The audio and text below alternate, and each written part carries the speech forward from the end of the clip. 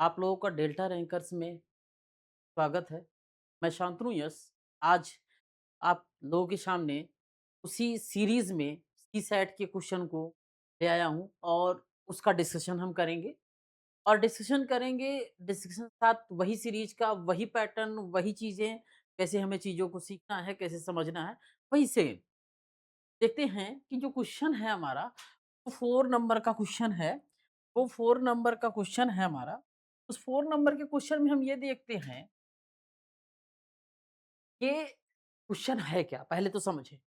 किसी ठोस वस्तु पर एक काट मतलब एक कट है यहाँ पे, एक कट मतलब काटना, काटा हुआ है, उसे 2 भागों में विभाजित कर देता है।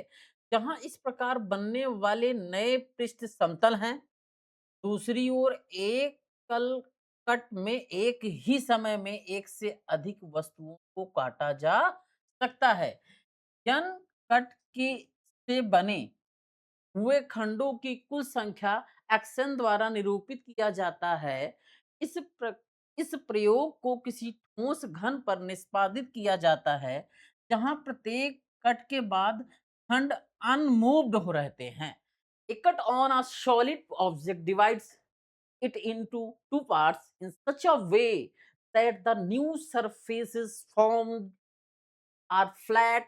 On the other hand, a single cut can cut more than one object at the same time. In an experiment, the total number of pieces formed by n cuts is represented by x, and this experiment is performed on a solid cube where the pieces remain unmoved after each cut.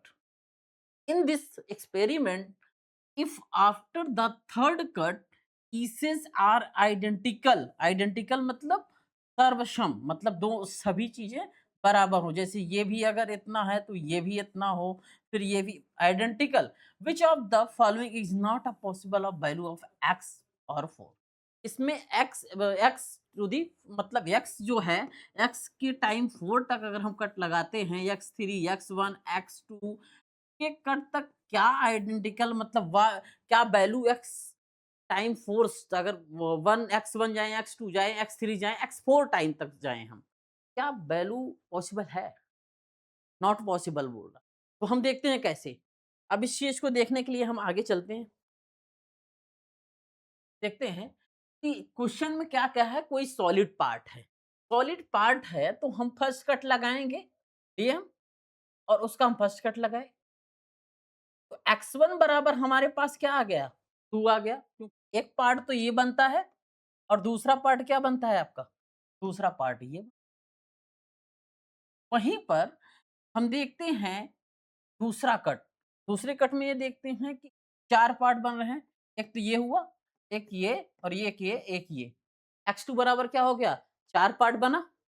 वहीं पर हम देखते हैं कि तीसरे वाले part में हम कट लगाते हैं इसका, तो ये जो होता है, बीच से भी कट लगाया जा सकता है, ऐसे।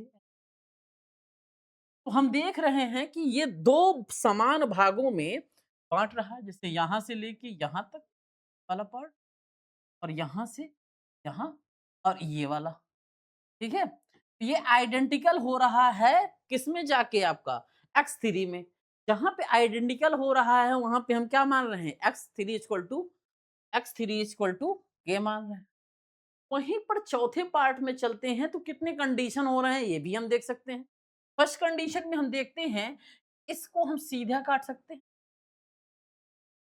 तब अगर सीधा काट लें तब क्या हो सकता है? इसका मतलब ये है कि पहले से हमारे पास 1, 2, 3 और 4, 4 अब ये 1 और 2 तो कितना हो सकते हैं? 4 + 2 = 6 हो सकते हैं ये। वहीं पर अगर हम सेकंड वाला पार्ट देख लें, क्या हो सकता है? अगर हम इसको यहाँ से काट दें और यहाँ से काट दें, तब हम देखते हैं कि 1, 2, 3, 4, 5, 6, 7, 8 8 पार्ट हो सकते हैं। वहीं पर सभी को हम काट दें, क्या हो सकता है? सभी को काट देंगे, 1-1 2 क्या 2-2 पार्ट बनाएँगे। इस प्रकार से ये क्या होगा? 8 पार्ट हो जाएगा। जब ये 8 पार्ट हो जाएगा तो इसका मतलब क्या है? इसका मतलब ये है कि x3 x का तीसरी बार जा रहे हैं, 8 हो तो फॉर्म द कट सभी 8 टुकड़े हैं। तो एट मतलब फोर्थ कट में अगर x3 बराबर 8 हो रहे हैं, तो चौथे टुकड़े में 8 प्लस 8 बराबर 16 हो रहे हैं। वहीं पर x दूसरे कंडीशन पर ये हम किस तरह दिखा रहे हैं? ऑप्शन को कैरी करते हुए। क्लियर? वहीं पर x3 बराबर 8 हो तो अब देखते हैं फोर्थ कट में x4 बराबर 8 प्लस 12 हो। ठीक है? वहीं पर हम देखते हैं कि x3 बरा x x है x3 बराबर 8 हो तो चौथे कट में 4 टुकड़े ना कटे, ये कंडीशन है। वहीं पर पांचवा x4 बराबर 5 does not a possible because समूह में संख्या बढ़ती है, 5 नहीं बढ़ती। क्लियर? क्लियर? इसका मतलब अब चले आते हैं थोड़ा-सा क्वेश्चन पे। क्वेश्चन पे चले तो क्वेश्चन पे चले जाते हैं तो इसमें कह रहा है x4 के लिए निम्नलिखित में से कौन-सा संभव मान नहीं है? x4 के लिए निम्नलिखित में कौन-सा संभव मान नहीं है? समझ पा रहे हैं आप इस चीज़ को? क्लियर? चलो, जब ये चीज़ें हम समझ जाते हैं तो हमें एक चीज़ समझ में आता है कि अब हमें कागज़ को ही काटना था, ना कि उसको करना था। ठीक है?